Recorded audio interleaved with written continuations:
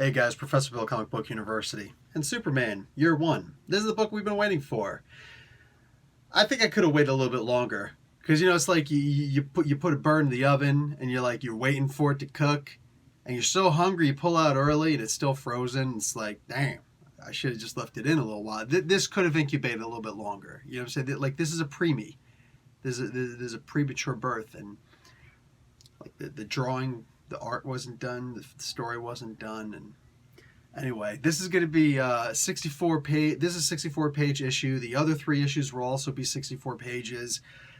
I don't know what I'm saying. Let's just talk about who made the book. The back cover is beautiful. It's about where it ends. Then you open the book.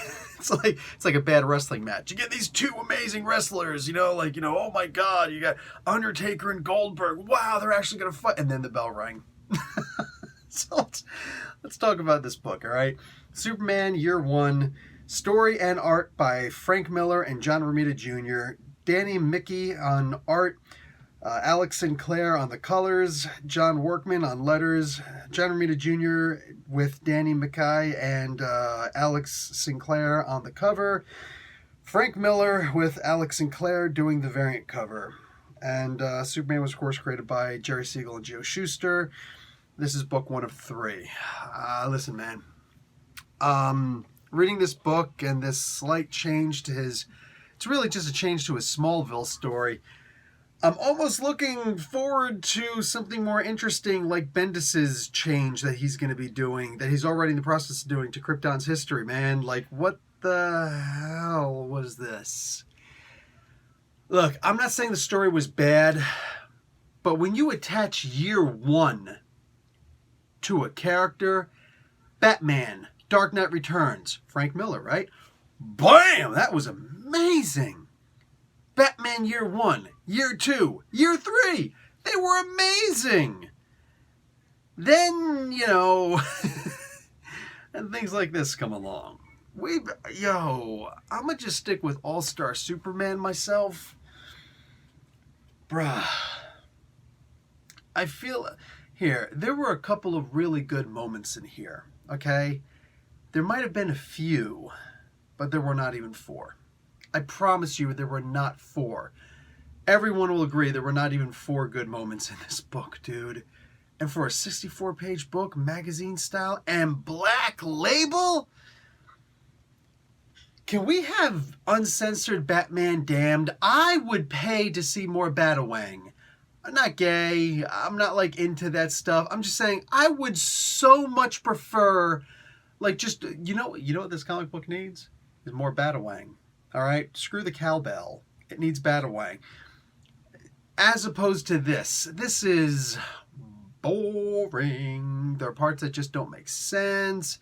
There's a couple parts where it's like, oh, Frank Miller remembers what it's like to be a kid. There are other parts where it's like, it's been a long time since he's been a kid. Ain't it?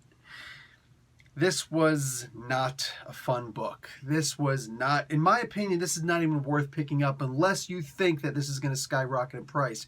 In which case, grab it.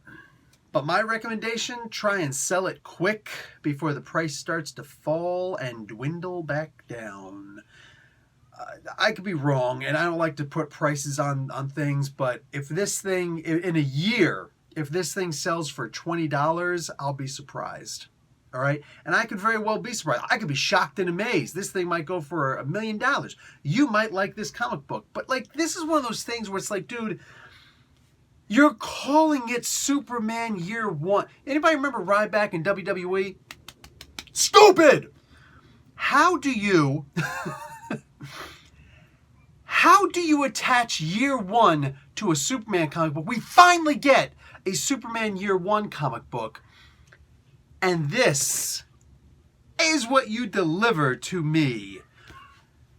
Yo, bruh, I know John Romita Jr. is proud of the fact, and you know what? If he is, he is. He is, okay? But like when I'm sitting here doing these panels and these interviews with these old school artists who are just like, the freaking new guys today, they don't know what it means to bust their ass. You look at Jack Kirby, you look at Gene Colan, you look at John Romita, you look at freaking Sal Buscema, you look at all these guys, and it's true. You look at Gil Kane, you look at these mother fat heads from back in the day who sat there and tediously busted their ass for the same pay, you know what I'm saying, minus inflation, for the same pay as is going on today, but they cared about their craft. They cared about their craft.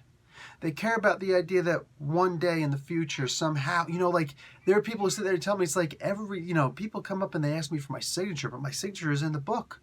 You know what I'm saying? My signature is the art style. You want my signature? Here's my signature. But my art is my signature. How many of us are able to look at a book and say, that's a Gil Kane? A whole lot of us, right? And we got to open this thing up. And we got to sit here and be like, yeah, that crap, that looks like a John Romita Jr. Dad's going to want... Yeah, there was an attempted rape at Lana Lang in this book. But I mean, like, let me just find a close-up. Look, you can see a close-up of somebody's face. First time Superman flies. And that's the art that we get. Look, I understand that John Romita Jr., like I said, is proud that he is happily one of those guys that the old timers will talk about. And John Romita Jr. is technically that connection between the old timers and the guys today. Correct me if I'm wrong. But he was doing stuff then, he's doing stuff now. And he used to do great work. And I thought, of all things, this guy is going to look at Superman Year One. He's going to say, look, all that stuff about just rushing stuff out because I don't get paid how pretty it is, I get paid per page I put out. He's going to sit here and look, 3 issues, 64 pages, long each. You know what? I'm going to take my time with these, and I'm going to actually remind people why I've got John Romita, that I'm a John Romita. Nope. He's just like, I'm John Romita Jr. F y'all. And he just did the stuff, and that little thing that I just did, that's a whole page he just did. And he's got like 63 more pages to go. He'll be done with this book by the end of the day, working on the next one. He couldn't even try to do good art on this one. And Frank Miller, let's just face facts, guys. This ain't 300. You know what I'm saying? This ain't Batman Year One or Dark Knight Returns. This ain't none of that stuff, all right? This is... Frank Miller's done. He's lost it. Black Label, at this point, look, if anything was just going to straight up kill Black Label and make it so that it's like, dude, whatever. I don't care if it's Black Label. I don't care whatever it is, all right? You can call it whatever the hell you want. With this book, in my opinion, nobody gives squat about freaking Year One or about Black Label anymore. Because Black Label doesn't mean quality anymore. Black Label can have Batawang, Batman Damned. Black Label can have this. Black Label doesn't mean Jack Ditley anymore. Right out the gate, practically. It doesn't mean Jack. I'm looking forward to the White Knight Returns, whatever that's being called, the Curse of the White Knight. All right, I'm looking forward to that. I don't give 2 squirts that it's on Black Label. That means nothing. The line means nothing to me. I'm just looking for each individual book. So DC Comics just lost sales drastically there because Black Label should freaking mean something. But what does it mean? They touch on the topic of rape. They touch on the topic of rape and school shootings and all this other stuff that, that happens over there. There wasn't school shootings in here yet, but goddamn well this is, when you read this book, if you're that brave, damn well this is going to lead up to a damn school shooting out in Kansas. They keep on saying, it's like they're building towards something. Why don't you...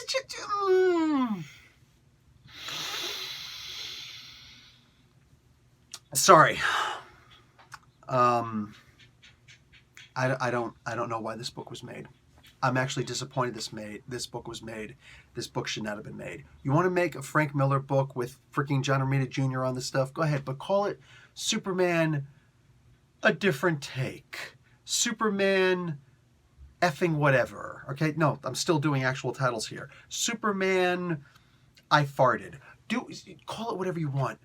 But don't attach year one to it when you're going to deliver this crap. And that's all this book was crap. If you like the book, that's great. I wish I was in your shoes. Because I would love to read a Superman Year One book that I could sit there and look at and say, wow, that's really good. Instead, they delivered this.